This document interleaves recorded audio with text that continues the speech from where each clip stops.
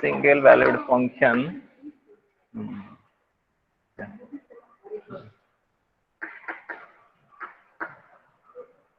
is differentiable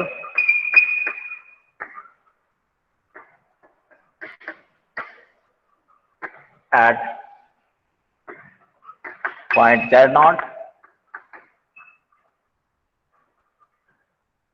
if f dash z is equal to function of limit z tends to delta z tends to 0 z plus delta z minus k function of z upon delta z exists. Is that clear? A single valued function is differentiable at point z naught if f dash z is equal to limit delta z tends to 0 function of z plus delta z minus function of z upon delta z exists. Next, analytic function.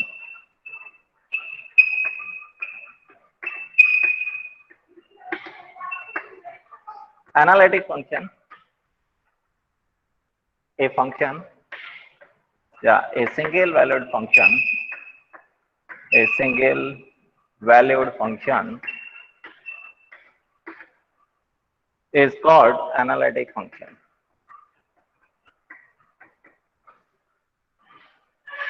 Analytic at point z naught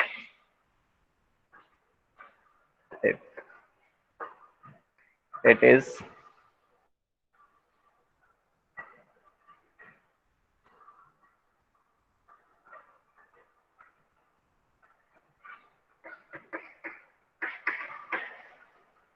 not differentiable only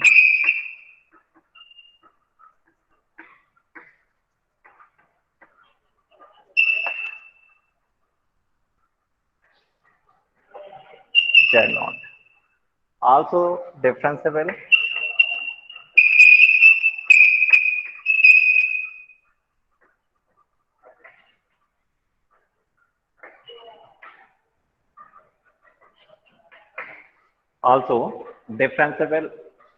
every point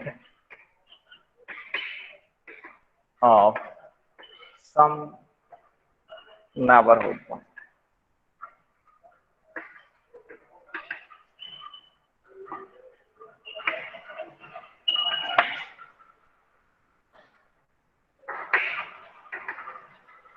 Of z.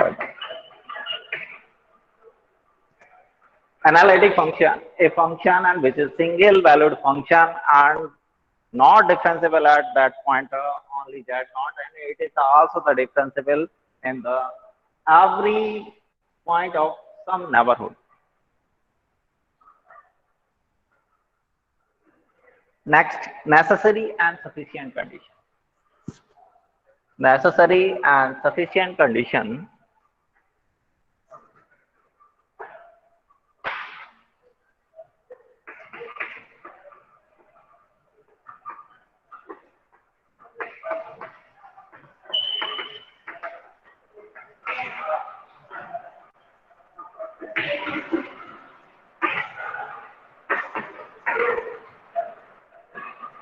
for function of z to be analytic.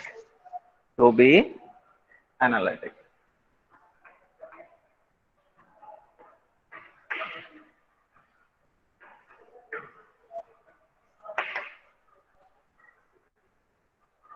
The necessary and sufficient condition for the function, the necessary and sufficient condition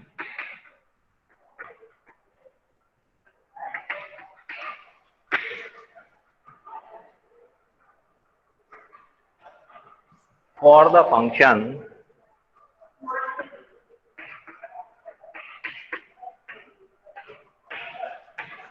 w is equal to function of z is equal to u plus iota p, where u is the function of x and y, and also V is the function of x and y.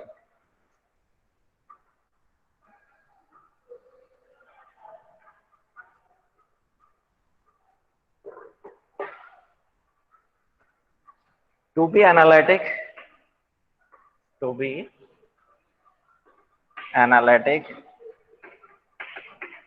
in the region R, first condition क्या है analytic होने के लिए? First condition है हमारी del you over del x, del you over del Y, del B over del x, del B over del y are continuous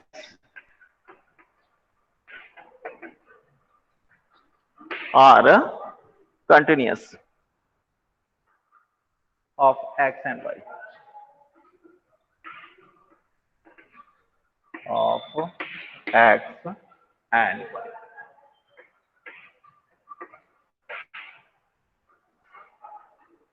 In the region R.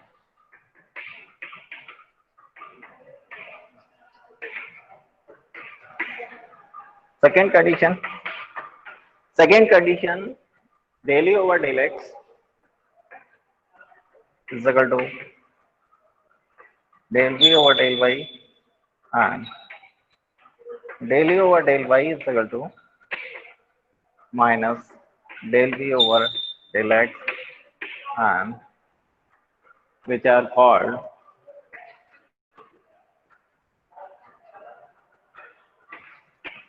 are also called CR equations, or full name Cauchy-Riemann equation.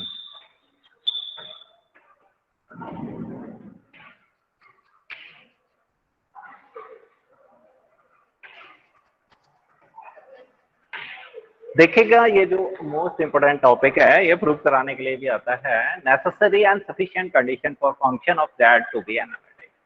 First condition necessary and sufficient condition के लिए first condition हमारी के जो हमारे पास में del you over del x, del you over del Y, del B over del x, del B over del y versus partial derivative of first order are continuous function of x and y in that region of R.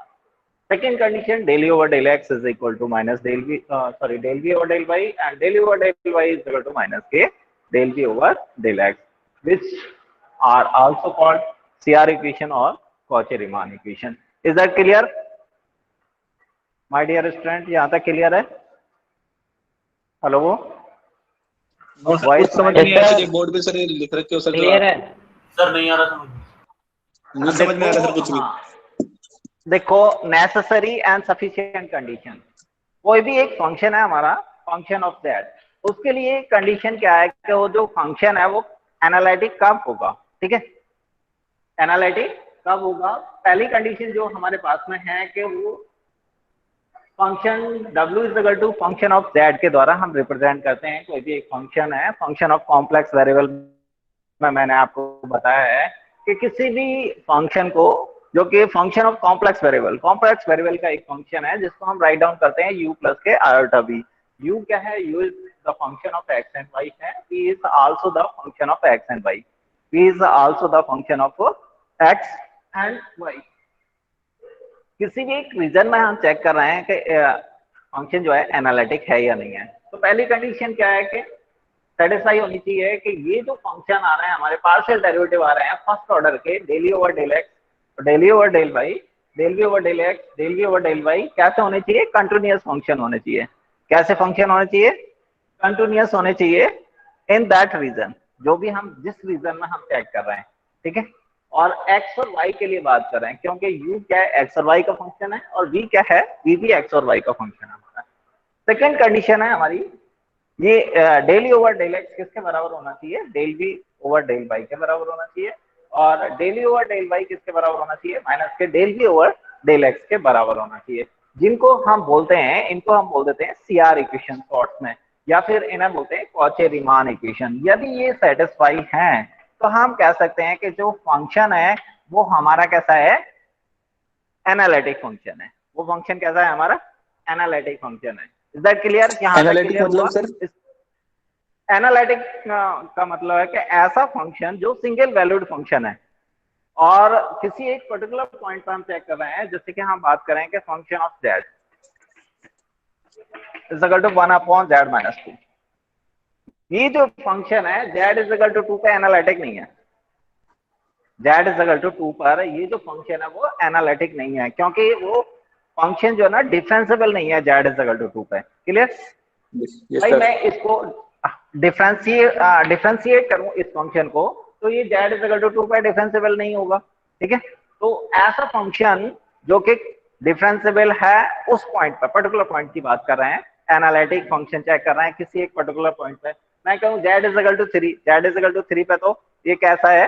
Function analytic होगा, क्योंकि z is equal to 3 पे ये जो function है वो differentiable हो जाएगा। क्योंकि इसका जब हम डिफरेंशिएशन फाइंड आउट करेंगे तो कितना होगा? f dot z is equal to कितना हो जाएगा? 1 अपॉन -1 अपॉन z माइनस 2 का स्क्वायर हो जाएगा। तो z इज इक्वल टू 2 पे तो ये फंक्शन जो है ना एनालिटिक नहीं बनेगा। क्लियर?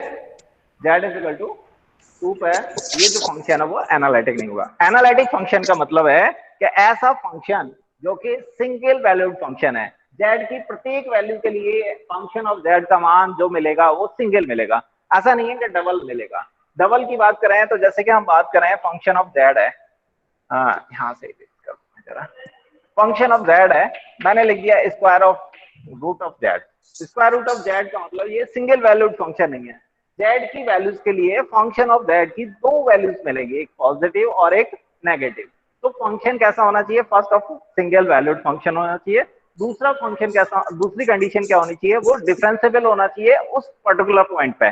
डिफरेंशिएबल होगा तो कंटिन्यूअस होगा ही होगा। क्लियर? क्योंकि एवरी डिफरेंशिएबल फंक्शन कैसे होते हैं? कंटिन्यूअस होते हैं। तो first condition single valued function, दूसरी कंडीशन उस पर्टिकुलर पॉइंट पे वो डिफरेंशिएबल होना चाहिए और उसके सम नेबरहुड पॉइंट, एवरी पॉइंट की बात करते हैं हम, सब नेबरहुड पॉइंट जो भी हम निकालेंगे, जैसे कि हम बात करें 2 है, 2 पे डिफरेंशिएबल नहीं है, लेकिन 2.1 की बात करें तो डिफरेंशिएबल बन जाएगा, 2.2 की बात करें तो डिफरेंशिएबल बन जाएगा। तो it means the some neighbourhood point पर वो फंक्शन कैसा होना चाहिए? डिफरेंशिएबल होना चाहिए। That particular function is called analytic function. Is that clear? ऐसा फंक्शन कैसा होगा? एनालिटिक फंक्शन होगा। क्लियर हो गया my dear student? Yes sir. Hello, ठीक है? Anybody any doubt? Anybody any doubt? इसका प्रूफ मैं आपको अभी बताता हूं। ठीक है? Anybody any doubt? No sir. चलें इसका प्रूफ देखते हैं। पहले नेसेसरी कंडीशन हम प्रूफ करते हैं इसकी। ठीक है?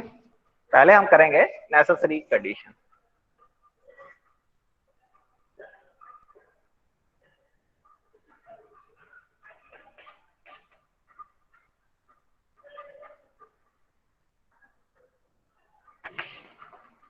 नेसेसरी कंडीशन हम,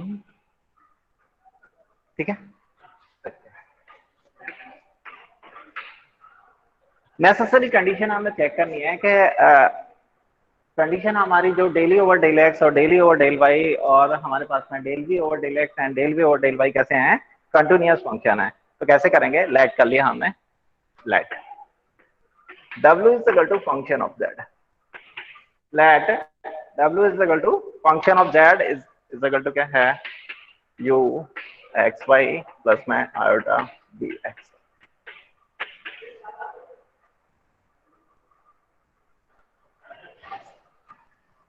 Be analytic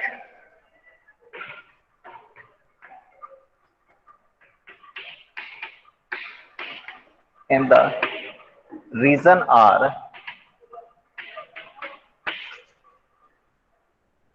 then कैसा है? एनालिटिक है रीजन आर में, देन कंडीशन क्या होगी?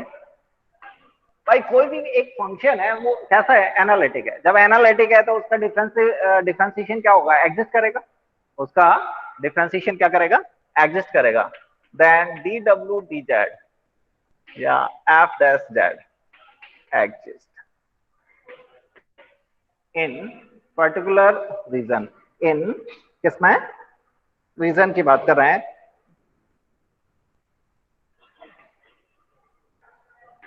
या at every point of the region. हमने कंसीडर कर लिया है कि कोई एक फंक्शन है हमारा w is equal to function of z, वो कैसा है, एनालिटिक फंक्शन है। हम उसको एनालिटिक मान के चल रहे हैं पहले, और हमें प्रूव करना है we have to show that the function is differentiable. Function कैसा है, डिफरेंशिएबल। भाई हमने सपोज कर लिया है कि जो फंक्शन है वो कैसा है, एनालिटिक है। जब एनालिटिक है तो वो फंक्शन कैसा होना चाहिए, डिफरेंशिएबल फंक्शन होना चाहिए। तो कैसे चेक करेंगे डिफरेंशिएबल, लेट कर लिया हमने डेल्टा x डेल्टा y और small increment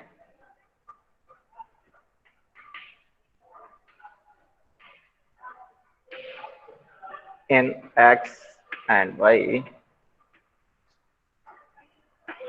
and corresponding increment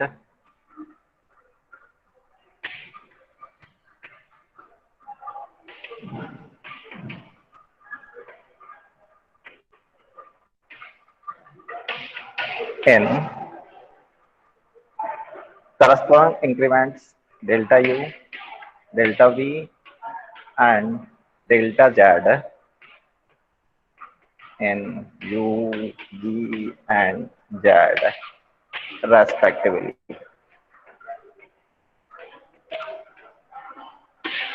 देखिएगा कोई भी एक फंक्शन है हमारा, अभी मैं थोड़ा सा आपको बैक में ले जाऊंगा रियल में। रियल में आपने पढ़ा है कि y is equal to function of x है, और सबसे पहले पढ़ा होगा आपने डिफरेंशिएशन में y is equal to function of x है। इसका मतलब y एक वेरिएबल है, और वो कैसा वेरिएबल है, वो है डिपेंडेंट वेरिएबल। वो कैसा है, डिपेंडेंट वेरिएबल। इसको हम बोलते हैं डिपेंडेंट वेरिएबल, और इसको हम बोलेंगे x को इंडिपेंडेंट वेरिएबल।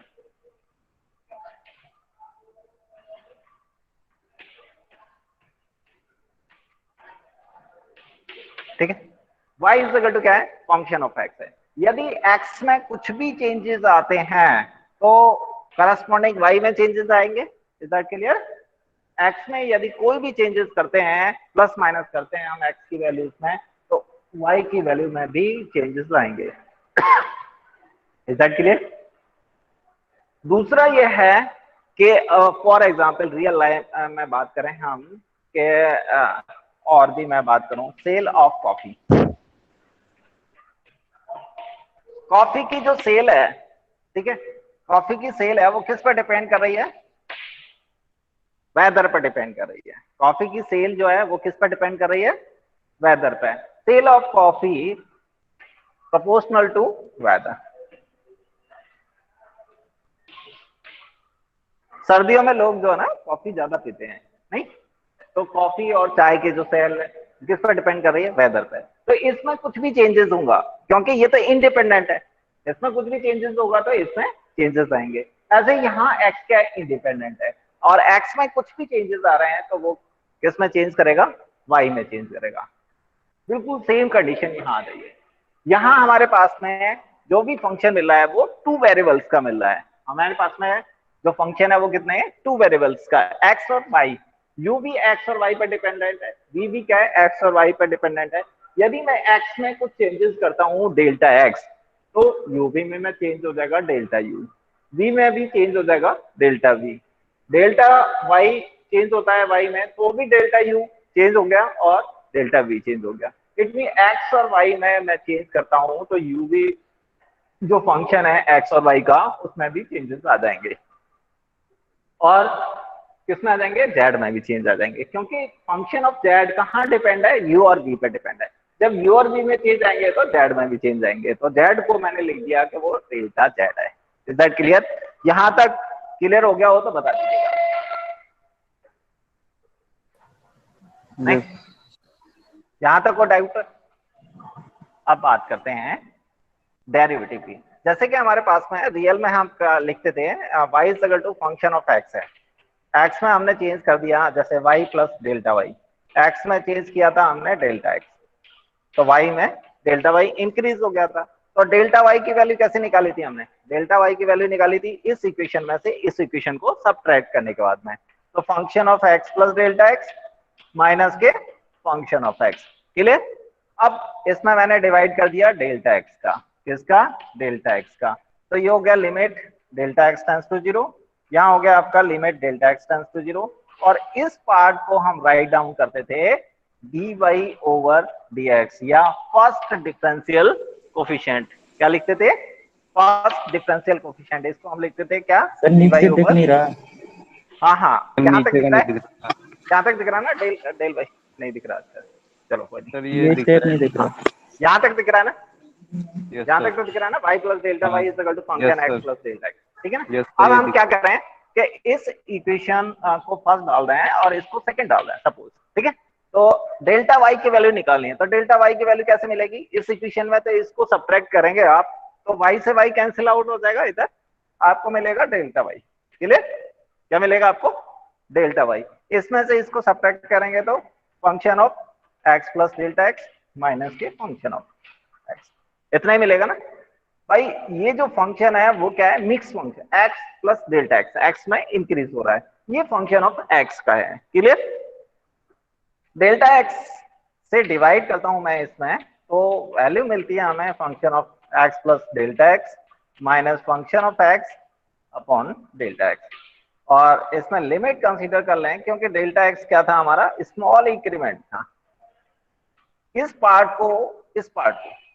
को हम बोलते हैं dy ओवर dx। इस पार्ट को बोलते हैं हम dy dx, first differential coefficient of y with respect to x। y का x के सापेक्ष में प्रथम अवकलन, फर्स्ट डिफरेंशियल कोफिशिएंट। ये तो था रियल में। ऐसे ही हम बात करेंगे अब यहाँ कॉम्प्लेक्स में। क्लियर? रियल का क्लियर हो गया, ठीक है? अब बात इरेज कर दें और हम बात करेंगे यहाँ किसमें? कॉम्प्लेक्स में।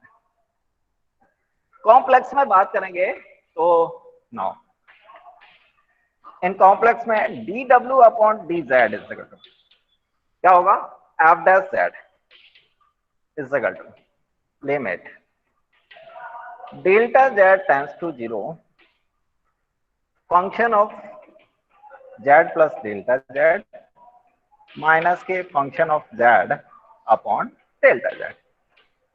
Is that clear? भाई कॉम्प्लेक्स में कैसे लिखेंगे डेरिवेटिव को? f dash z is equal to हो जाएगा limit delta z tends to 0 function of z plus delta z minus के function of z upon delta z। But यहाँ देखिएगा function of z is equal to इतना है, value हमारे पास में u प्लस आयोटा v है। यदि हम बात करें किसमें? z plus delta z, it means that delta z increment हो रहा है। किसके रिगार्डिंग इंक्रीमेंट हो रहा है?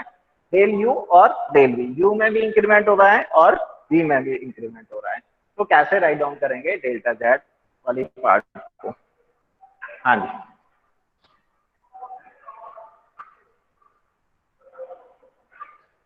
क्या हो जाएगा आपका? फंक्शन ऑफ z का derivative limit delta z tends to 0 function of z plus delta z। इसको आप राइट डाउन करेंगे u plus delta u plus iota v plus delta v। Clear? भाई हमारे पास में यहाँ बात करें फंक्शन ऑफ z कितना है? u प्लस आई डी है, ठीक है? और function of z plus delta z की बात करेंगे तो क्या होगा? u में भी इंक्रीमेंट हो गया और v में भी इंक्रीमेंट हो गया। u में तो इंक्रीमेंट हो गया डेल्टा u और v में इंक्रीमेंट हो गया delta v। Clear? Upon delta z। यहां तक क्लियर है my dear student? Hello, yes sir. यहाँ तक क्लियर? हाँ। अब ये देखिए कि डेल्टा z, हाँ डेल्टा z टेंड्स टू 0 की बात कर रहे हैं, डेल्टा z टेंड्स टू 0 की बात कर रहे हैं हम। तो z क्या है? z is the complex function, complex variable है। z क्या है हमारे पास में? एक कॉम्प्लेक्स वेरिएबल है। और z को हम क्या लिखते हैं? z इज इक्वल टू क्या होता है हमारे पास में? x प्लस के आयोटा y। यहाँ से थोड़ा इरेज करता हूँ मैं। z क्या होता है?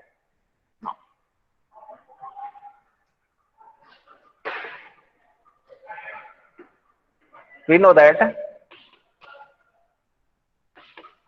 z क्या है हमारे पास में? x plus iota y।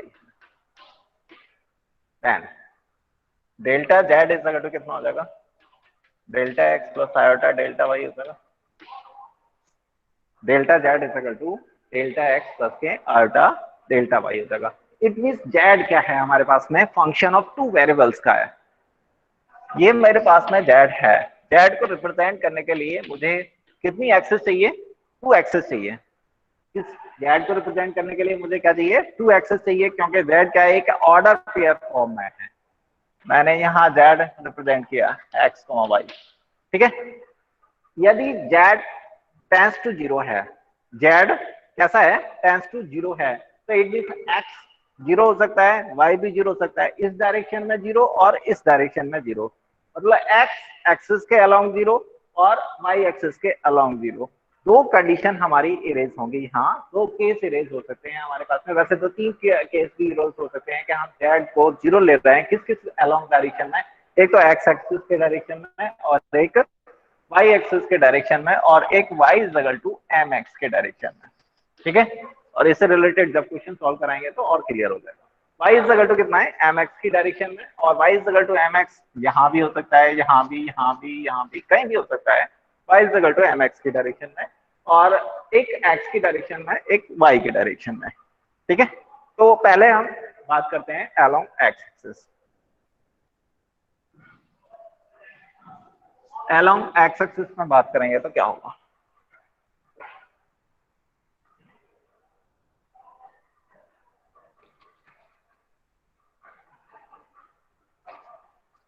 since the function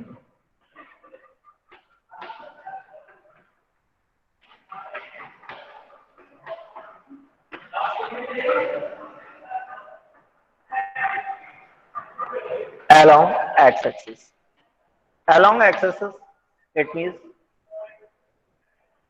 delta y is equal to 0 and delta z is equal to delta x। इस फॉर्म में along x एक्सिस बात करेंगे तो डेल्टा y कैसा हो जाएगा, 0 हो जाएगा। x एक्सिस की डायरेक्शन में हम बात करेंगे तो x एक्सिस की डायरेक्शन में क्या होगा, x एक्सिस की डायरेक्शन में y 0 होगा। इस लाइन पे y नहीं मिलेगा आपको, y की वैल्यू नहीं होगी कोई। जब y की कोई वैल्यू नहीं होगी तो इट मींस क्या होगा, यहाँ y 0 है, y 0 है तो क्या होगा हमारे पास में, delta y is equal to 0 हो जाएगा। जब delta y is equal to 0 हो जाएगा तो delta z is equal to क्या हो जाएगा, डेल्टा x हो जाएगा। That is imply that if delta z tends to 0 है, then delta x कैसा होगा, tends to 0 होगा। Is that clear यहाँ तक? चलिए इस पार्ट को हम ले जाते हैं और इसको हम डाल देते हैं इक्वेशन नंबर, सॉरी यहाँ u प्लस आयोटा v और है फंक्शन ऑफ z की value. F dash Z is equal to होगा आपका limit delta x tends to 0। जब डेल्टा जेड टेंस टू 0 है तो क्या हो जाएगा, डेल्टा एक्स टेंस टू 0 हो जाएगा। यहां देखिएगा u और u कैंसिल आउट हो जाएंगे, आई वी कैंसिल आउट हो जाएगा। यहां बचेगा आपके पास में डेल्टा u प्लस में बचेगा आपको iota delta v upon delta z की जगह आ जाएगा आपका delta x. Is that clear? इसको हम राइट डाउन कर देंगे del y over del x. Del y over del x को क्या लिखेंगे, पार्शियल डेरिवेटिव है, इसको लिखेंगे डेली ओवर डेल एक्स लिख देंगे plus iota delta V over del x को लिख देंगे del we over del x. और इसको हम सिंपलीफिकेशन फॉर्म में F dash Z is equal to write down करेंगे, F dash Z is equal to write down करेंगे del you over del X plus iota del we over del X. इसको हम write down कर देंगे equation number 2। यहां तक clear हुआ my dear student कि हमारे पास में जो फंक्शन था एफ डैश जेड क्या था, u प्लस डेल्टा u था, प्लस में iota v plus delta v था, और माइनस में था u plus iota v function of z की वैल्यू, अपॉन में था डेल्टा जेड और ये लिमिट था हमारे पास में डेल्टा जेड टेंस टू 0। ये इक्वेशन नंबर 1 था। इसमें u कैंसिल आउट हो जाएगा और आयोटा v कैंसिल आउट हो जाएगा। एक तो ये पार्ट कैंसिल आउट हो जाएगा, एक ये पार्ट कैंसिल आउट हो जाएगा, बचेगा हमारे पास में डेल्टा u और बचेगा iota delta v, clear, upon delta z।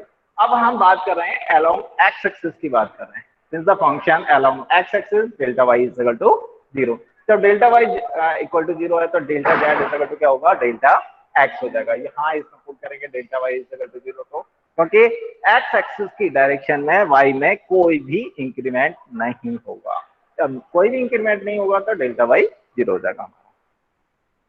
Delta z tends to 0 कर रहे हैं तो it means that delta x tends to 0। After that is equal to limit delta x tends to 0, यहाँ बच रहा है हमारे पास में delta u plus iota delta v upon delta x, क्योंकि डेल्टा z किसके बराबर है, डेल्टा x के बराबर है। अब हम इस फॉर्म को, लिमिट की फॉर्म को delta u upon delta x को लिख देंगे del u over del x, और delta v upon delta x की फॉर्म को लिख देंगे del v over del x। तो सिंप्लीफाई करके मैंने लिख दिया है यहाँ F dash Z is equal to del u over del x plus के iota del v over del x। Write down equation number second. यहाँ तक क्लियर है my dear student? Anybody? Hello, give me any response? Yes sir. Clear है ना? अब हम बात करते हैं अलोंग, हाँ बोलिए। अभी तक हम एक्स एक्सिस में बात कर रहे थे, अभी हम बात करेंगे वाई एक्सिस के अकॉर्डिंग। जब वाई एक्सिस के अलोंग हम बात करेंगे तो वाई एक्सिस के अलोंग क्या हो जाएगा, ये वाला पार्ट 0 हो जाएगा, ये वाला पार्ट 0 हो जाएगा, तो डेल्टा जेड किसके बराबर हो जाएगा, आयोटा डेल्टा वाई के बराबर हो जाएगा, और ये 0 हो जाएगा। और जब वाई टेंड्स टू 0 होगा, जब डेल्टा जेड टेंड्स टू 0 हो जाएगा। क्लियर? अब बात करते हैं हम, यहां से इरेज कर दें along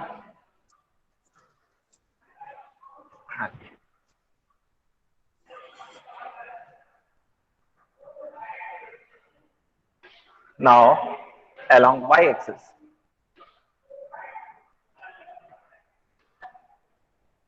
along y-axis delta x is equal to 0, then delta z is equal to iota delta y. Clear? So from equation first equation जो थी हमारी ये वाली, इससे हम बात कर रहे हैं। ये तो कैंसिल आउट ही हो रहा है, इसको तो हटा ही दें, ये हट गया है और ये हट गया है, केवल ये बच रहा है, सॉरी ये हट रहा है बी वाला पार्ट, डेल्टा वी बच रहा है यहाँ। इक्वेशन नंबर फर्स्ट की बात करते हैं तो एफ डैश जेड, हाँ जी हाँ बोलिए sir. This is not visible. Visible नहीं हो रहा? Yes sir. विजिबल तो हो जाना, विजिबल तो हो जाना चाहिए भाई। विजिबल, आप विजिबल हो रहा है? नो और सर, मैंने पास कर दी सर थोड़ा ब्लर सा आ रहा है सर, वापस पहले से ही आ रहा था, वापस पहले से ही आ रहा था। Yes sir. Sir it might be internet problem. Hello, अब क्लियर हो रहा है? Yes sir, yes sir, thank you sir. यहाँ देखिएगा इक्वेशन नंबर फर्स्ट से हम बात कर रहे हैं, तो यहाँ F dash Z is equal to क्या मिल रहा है हमारे पास में, ये हो गया limit,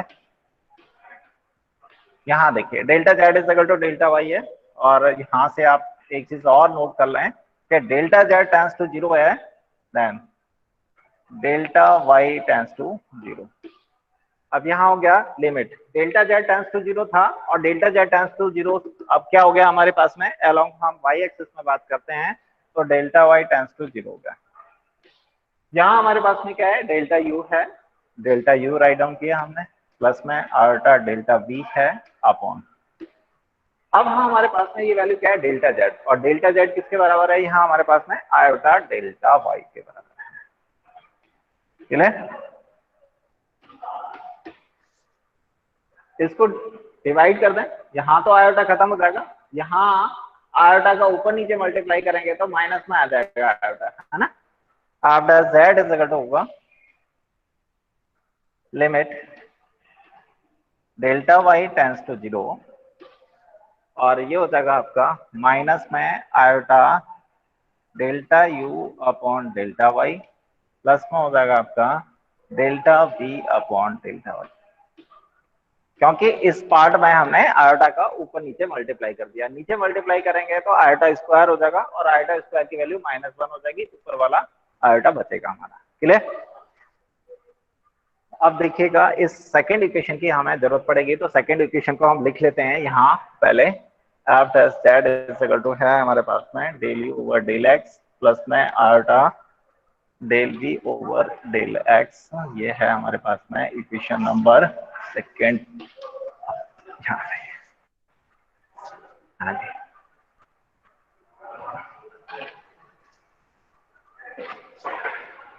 F dash Z is equal to होगा limit delta Y tends to 0 है, तो फर्स्ट पार्ट हो गया हमारा माइनस आयोटा, ये हो गया आपका del u upon del y हो गया, प्लस ना हो गया आपका del v upon del y. Clear? इस इक्वेशन नंबर को हमने डाल दिया थर्ड। अब देखिएगा सेकंड और थर्ड, सेकंड की जो वैल्यू है, ठीक है, और थर्ड की वैल्यू दोनों क्या है, डेरिवेटिव की वैल्यू है, एफ डैश जेड की वैल्यू है, ये भी एफ डैश जेड की वैल्यू है और ये भी एफ डैश जेड की वैल्यू है, तो लेफ्ट साइड दोनों के बराबर है, तो मस्ट बी राइट हैंड कैसे होने चाहिए, इक्वल होने चाहिए। राइट हैंड कैसे होने चाहिए, इक्वल होने चाहिए। तो हम लिखेंगे यहाँ from equation second and third, from equation second and third, from equation second and third. Second and third से हमें मिलेगा del you over del X plus में iota del B over del X equal to आ रहा है minus में iota del you over del Y plus में del B over del. भाई मैंने क्या काम किया, ये वाला जो पार्ट है राइट साइड वाला, ये वाला, और इक्वल कर दिया किसके, इसके कर दिया, क्योंकि लेफ्ट साइड दोनों के कैसे थे, बराबर थे। चलिए अब इक्वेट कर दीजिएगा real and imaginary part. Real and imaginary part को इक्वल करेंगे तो del you over del x किसके बराबर होगा, रियल पार्ट के, this part equal to this part, क्योंकि ये पार्ट भी रियल है और ये पार्ट भी रियल है।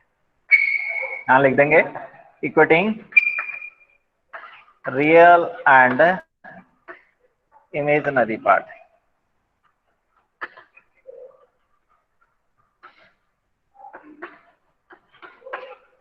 Real and imaginary parts, del you over del x किसके बराबर हो गया आपका, del B over del y हो गया। Second del B over del x किसके बराबर हो गया, यहां हम बात करें इसको del you over del y को क्या लिख सकते हैं, माइनस में del B over del x. ये नेसेसरी कंडीशन हमारी सेटिस्फाई हो गई, क्योंकि हम क्या लेके चले थे, फंक्शन को एनालिटिक लेके चले थे। जब एनालिटिक लेके चले थे हमें सेटिस्फाई करानी थी सीआर इक्वेशन, ये बोलते हैं हम कॉची रीमान इक्वेशन। हमारी सीआर इक्वेशन सेटिस्फाई होगी, del you over del x is equal to del we over del y हो गया, और del you over del y is equal to ये पार्ट इसके बराबर हो गया, क्योंकि यहाँ माइनस आ रहा है तो माइनस में del we over del x के बराबर हो गया। क्लियर? आप ऐसे भी लिख सकते हैं del we over del y दोनों बराबर हैं, चाहे इधर से आप इधर लिखें चाहे इधर से इधर लिखें। ये कंडीशन है कि नेसेसरी कंडीशन इज सेटिस्फाइड। यहां आप लिख सकते हैं नेसेसरी कंडीशन इज सेटिस्फाइड।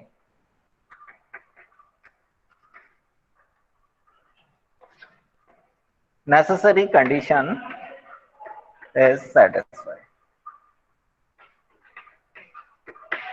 अब दूसरी कंडीशन है हमारी सफिशिएंट कंडीशन। ये तो नेसेसरी कंडीशन है, आवश्यक, ठीक है, और पर्याप्त की बात कर रहे हैं, ठीक है, नेसेसरी एंड सफिशिएंट। सफिशिएंट की बात करेंगे तो सफिशिएंट को कैसे करेंगे, यहां तक क्लियर हो गया my dear student? Necessary condition clear हो गई आपको? Yes sir. ठीक है, अब बात करेंगे हम सफिशिएंट कंडीशन। सफिशिएंट कंडीशन में क्या करेंगे, हम इसका उल्टा लेके चलेंगे। सफिशिएंट कंडीशन में लेके चलेंगे कि हमारे पास में जो वैल्यूज हैं, जो डेरिवेटिव है वो एग्जिस्ट करता है हमारा, ठीक है, तो हमें क्या करना है, उसको एनालिटिक दिखाना है। इट मीन्स हमें डेरिवेटिव एग्जिस्ट दिखाना है कि एग्जिस्ट कैसे होगा, क्योंकि हम केवल पार्शियल डेरिवेटिव लेके चलेंगे कि वो सीआर इक्वेशन सेटिस्फाई हो रही है फंक्शन में, और फंक्शन कैसा है हमारे पास में, सिंगल वैल्यूड है, और we have to show that उसका डेरिवेटिव कैसा है, एग्जिस्ट करता है। तो क्या लेके चलेंगे हम, सीआर इक्वेशन सेटिस्फाई हो रही है फंक्शन में, और फंक्शन कैसा है हमारे पास में, सिंगल वैल्यूड फंक्शन है और पार्शियल डेरिवेटिव पोसेसिस करता है, कि मतलब पार्शियल डेरिवेटिव हम फाइंड आउट कर सकते हैं, del over del x, del over del Y, del we over del x और del we over del Y. तो हमें क्या प्रूव करना है, हमें प्रूव करना है कि जो फंक्शन है वो कैसा होगा, वो फंक्शन कैसा होगा, एनालिटिक होगा। एनालिटिक होगा इट मीन्स द फंक्शन कैसा होना चाहिए, डिफरेंशिएबल होना चाहिए। फंक्शन कैसा होना चाहिए, डिफरेंशिएबल। तो हम ये लेके चलेंगे और हमें प्रूव करना होगा कि फंक्शन कैसा है, डिफरेंशिएबल है। Is that clear? ठीक है, नेक्स्ट वाली क्लास में हम क्या करेंगे, नेक्स्ट वाली क्लास में हम इसको लेके चलेंगे सफिशिएंट कंडीशन में और हमें प्रूव करना होगा कि उसका डेरिवेटिव कैसा है, एग्जिस्ट करता है। क्लियर? यहां तक कोई डाउट हो किसी को तो बता दीजिए। Anybody any doubt? No sir. यहाँ तक कोई डाउट नहीं है तो सफिशिएंट कंडीशन नेक्स्ट वाली क्लास में करेंगे, जब भी नेक्स्ट क्लास होगी हमारी। ठीक है,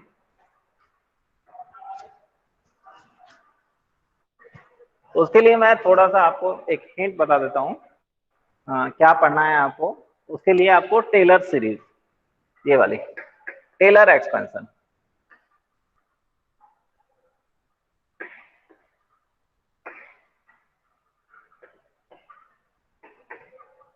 expansion of two variables।